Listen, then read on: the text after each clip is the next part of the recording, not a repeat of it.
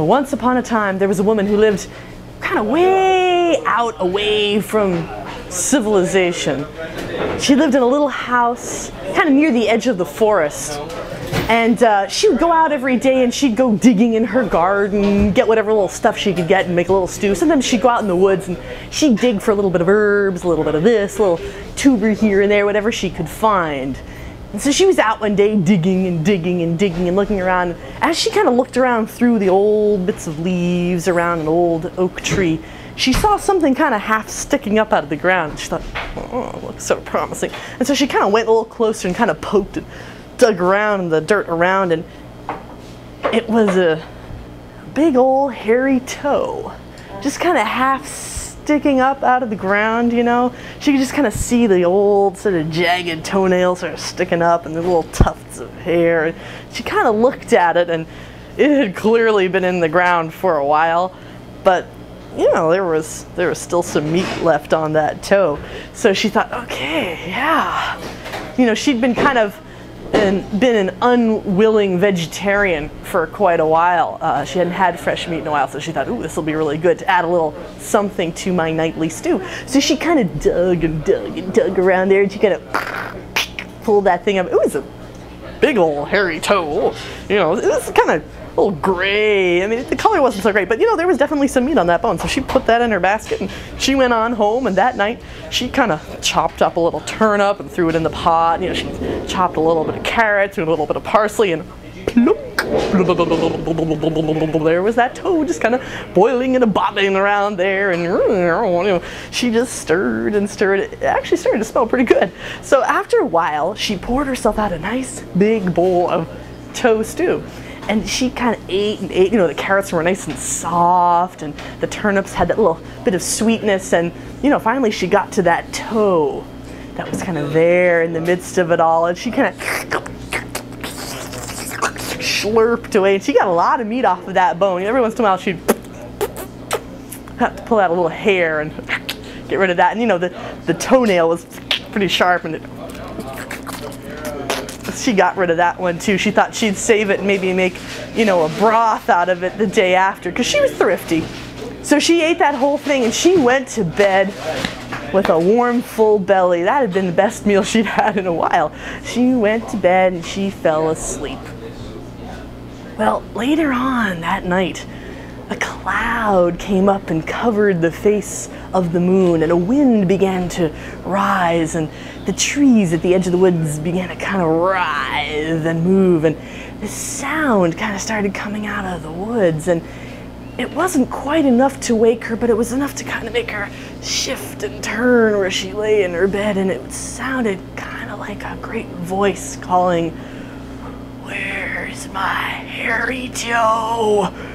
Who's got my hairy toe?"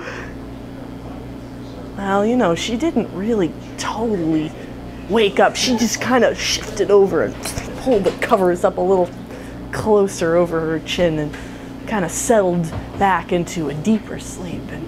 But that wind kind of kept going, and the cloud over the moon just got thicker and darker, and a little while later, that voice kind of came again, and this time it was pretty distinctive. You know, you could really hear that, and it was closer. It had come out, it seemed, from the woods, and it sounded kind of like, "Where's my hairy toe? Who's got my hairy toe?" Well, this time the woman woke up. She was not sleeping anymore. So, she was pretty nervous, and she thought, "Oh, I better go downstairs and bar the door." She didn't know what was out there, but she didn't want it coming inside. So she went down the stairs and she took the big bar and she put it over in front of the door, and she thought, okay, that's pretty good. She felt better about that. She was still pretty tired, you know. So she went back upstairs and she went back in bed.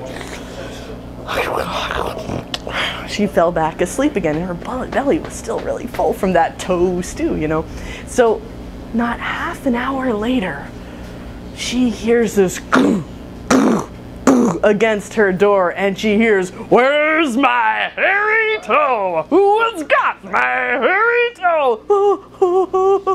She's pretty scared now, but she's just paralyzed with fear, and she hears as the door comes crashing down, and she hears these footsteps. and they're coming up the stairs and over to her door. The door goes whack, and into her room comes this great big shaggy figure, hair all over, long greasy nails dripping with something really nasty that's not going to come out of the carpet easily, hair all over the little eyes, kind of yellowy green, and out of that nasty mouth she hears, "Where's my hairy toe? Who's got my hairy toe?" And this thing comes closer to the foot of her bed. And she sits there going,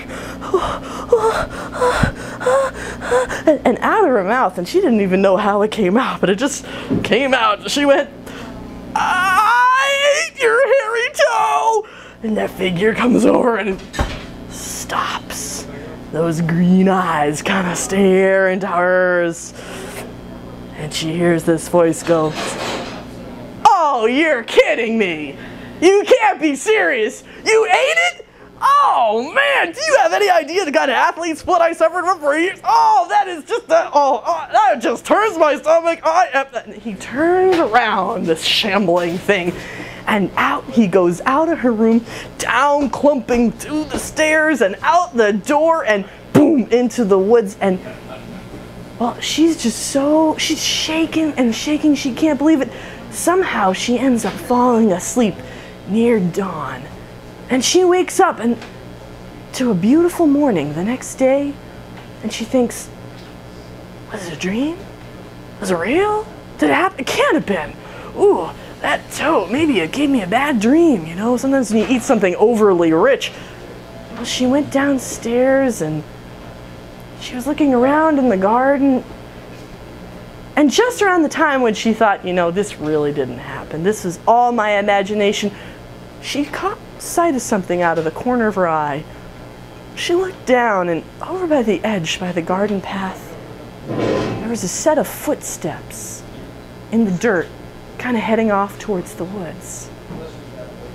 And the thing she noticed about these great big footsteps is that on the left side, there was a toe missing.